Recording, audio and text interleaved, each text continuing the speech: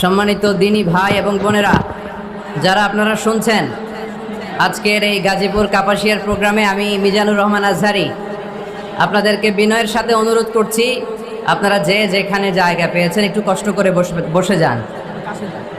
কাশিমপুরের ভাইয়েরা মেহরবানি করে যে যেখানে জায়গা পেয়েছেন বসে যান। আমি দেখতে পাচ্ছি আপনাদের কষ্ট হচ্ছে, ধারণ ক্ষমতার 4-5 গুণ বেশি লোক হওয়ার কারণে আপনাদের অনেক কষ্ট হচ্ছে, আমি জানি। কিন্তু আপনারা সহযোগিতা না করলে আজকের আলোচনা কি করা যাবে?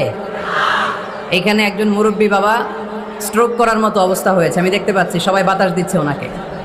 তো দুর্ঘটনা ঘটে যাবে। এই লাখ লাখ মানুষের সমাবেশে যদি দুর্ঘটনা ঘটে যায়, কালকে পত্রিকায় বড় করে কভার করবে যে এখানে হতাহতের ঘটনা হয়েছে। বাংলাদেশে এই মাহফিলগুলোতে হতাহত হয়, দুর্ঘটনা ঘটে, মাহফিল বন্ধ। আমরা কি এরকম কোন ঘটনা ঘটাতে চাই? তাহলে গাজীপুরের ভাইয়েরা, আজকে কি একটু দ্বীনের খাতিরে, কোরআনের মর্যাদার খাতিরে, এই তাফসিরুল কোরআনের পবিত্র মঞ্চের খাতিরে আজকের রাতের এই কিছু সময় কি আল্লাহর জন্য স্যাক্রিফাইস করা যাবে? 1 মিনিট সময় দিলাম আপনাদেরকে, 1 মিনিট। এই 1 মিনিটে পিন ড্রপ সাইলেন্ট হতে হবে, পিন পতন নীরবতা, একেবারে পিন পতন নীরবতা। আমি জানি গাজীপুরের লোকেরা খুবই সভ্য, ভদ্র, সিভিলাইজড। তারা খুবই সিভিলাইজড, তারা ডিসিপ্লিনকে মেনে চলে, নিয়ম নীতিকে পছন্দ করে, আইনকে পছন্দ করে। তার নমুনা আজকের মাহফিল আমি একটু দেখতে চাই। কোনো আওয়াজ হবে না, স্টেজ থেকে আওয়াজ করবেন না কেউ। বসেন বসেন। 1 মিনিট সময়, 1 মিনিট।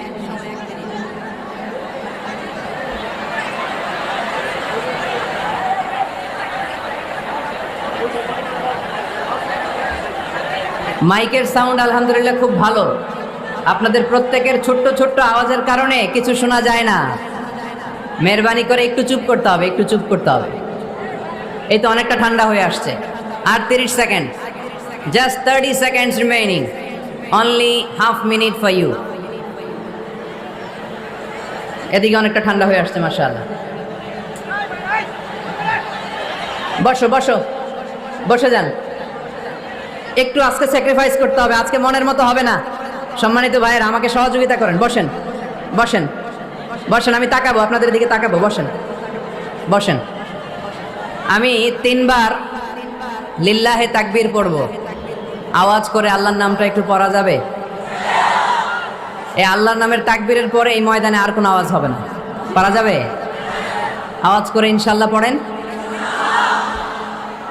এই তাকবীরের পরে, আল্লাহর নামের বরত্বের ঘোষণার পরে আর কোনো আওয়াজ হবে না। এখানে কোনো আওয়াজ আমি দেখতে চাই না। তাকবীর পড়েন, লিল্লাহে তাকবীর।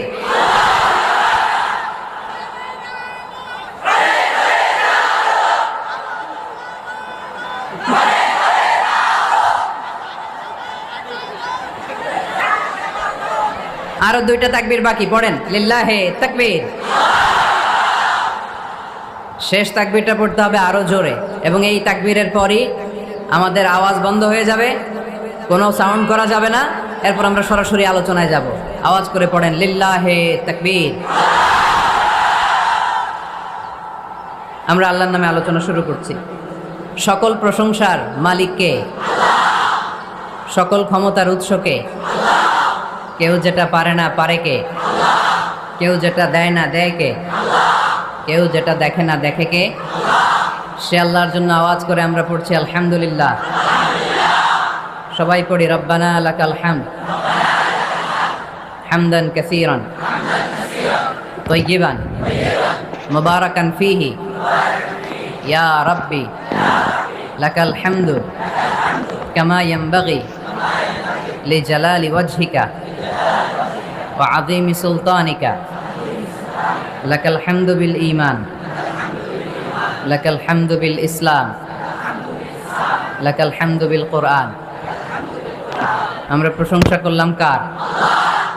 সব সময় সব জায়গায় প্রশংসা করব কার? খাওয়ার সময়, ঘুমানোর সময়, ধাক্কাধাক্কি করার সময়। ধাক্কাধাক্কি আমরা খুব পছন্দ করি না?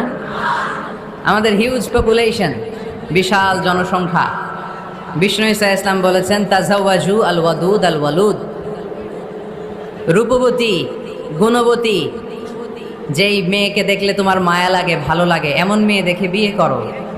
আর যেই মেয়ের সন্তান ধারণ ক্ষমতার শক্তি বেশি, এরকম মেয়ে দেখে বিয়ে করো। কারণ কিয়ামতের দিন আমি আমার উম্মতের আধিক্যতার কারণে গর্ব করব। এজন্য জনসংখ্যা কোনো সমস্যা নয়, তার প্রমাণ চায়না, ঠিক কিনা? চায়নায় জনসংখ্যা আমাদের চেয়ে বেশি না কম? কিন্তু তাদেরকে আমাদের মতো এত মাথা ব্যথা? এর কারণ জনসংখ্যাকে তারা জনশক্তিতে রূপান্তরিত করেছে, ঠিক কিনা? Population it's not a problem at all, এটা কোনো সমস্যা নয় যদি এই জনসংখ্যাকে আমরা জনশক্তিতে রূপান্তরিত করতে পারি, ঠিক কিনা?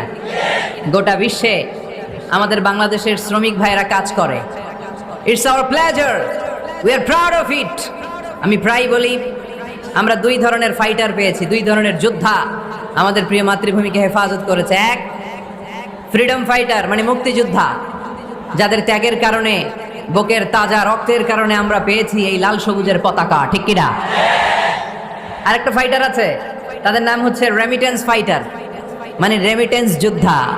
আমাদের প্রত্যেকের ঘরে এক দুইজন করে এরকম প্রবাসী আছে না নাই? তারা যদি দেশের বাইরে কোনো জায়গায় সুইপারির কাজও করে, মানে ঝাড়ুদারের কাজও করে, মালয়েশিয়াতে যদি 1000 রিঙ্গিটও যদি সে বেতন পায়, তার 20,000 টাকা আমার বাংলাদেশে ঢুকে। তাদের পাঠানো টাকায় সচল থাকে আমার বাংলাদেশের অর্থনীতি। এজন্য তাদের মর্যাদা আল্লাহর কাছে বেশি না কম? বিশ্বনবী সাল্লাল্লাহু আলাইহি ওয়াসাল্লাম শ্রমজীবী মানুষদেরকে বড় ভালোবাসতেন। শ্রমজীবী মানুষরা তার কাছে আশ্বস্ত পেত, এবং বিষ্ণু ঈসা ইসলাম এর হৃদয়টা তিনি শ্রমজীবীদের জন্য উজাড় করে রাখতেন। সুবহানাল্লাহ পড়েন। আহমদ বড় বিশ্বস্ত, সে কোন বন্ধু বল বেশি বিশ্বস্ত, সে কোন বন্ধু বল বড় বিশ্বস্ত, কার কাছে মন খুলে দেয়া যায়, কার কাছে প্রাণ খুলে বলা যায়, হওয়া যায় অতি আশ্বস্ত। তার নাম